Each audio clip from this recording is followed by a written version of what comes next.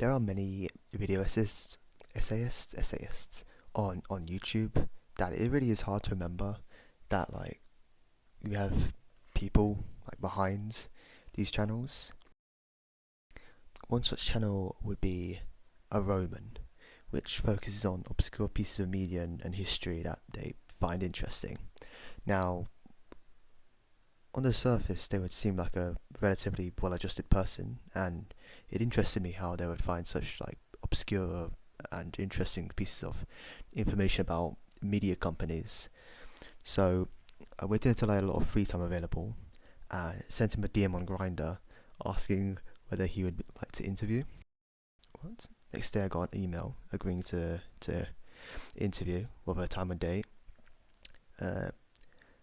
5 days later, it comes to that day, so I sent him a Google Meet invite and started the interview. Um, I went through the standard questions, like why did you make your channel or whatever, and I'm not going to go through all that for the sake of time. I just want to get this out as fast as possible. So once I finished and I started turning off my software and whatnot, he started talking about, well, what he does in his free time. And if you're sensitive to animal abuse, I recommend you skip to a later part. I'll put a timestamp later. Um, okay, so he told me that in his free time, he enjoys pissing on stray animals. I'm not making this up. He explains to me exactly how he does it. He goes in the night, of course. He grabs any animal he sees and he just opens the floodgates. And he mentioned that as a treat, he might do it straight into their faces.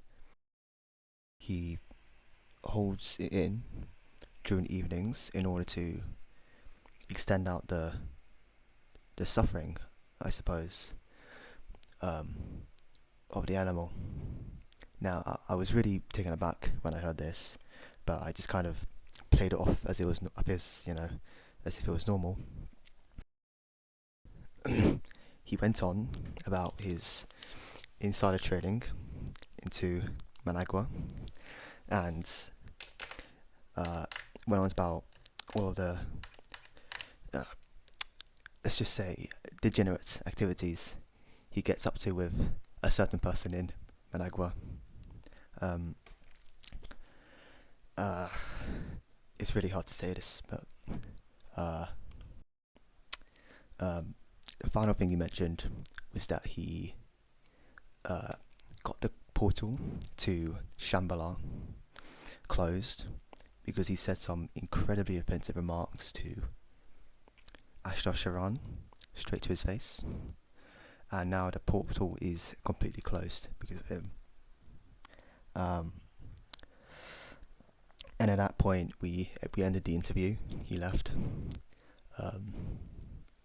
and that was that. Now, this happened quite a few months ago. I've been holding on to this for a very long time because I was worried what would happen to me if I released this information. But now that he's been assassinated, I feel like it should be safe to release this. So, if anyone watching this has been impacted by this person, please let me know and we can discuss it. And that'll be it.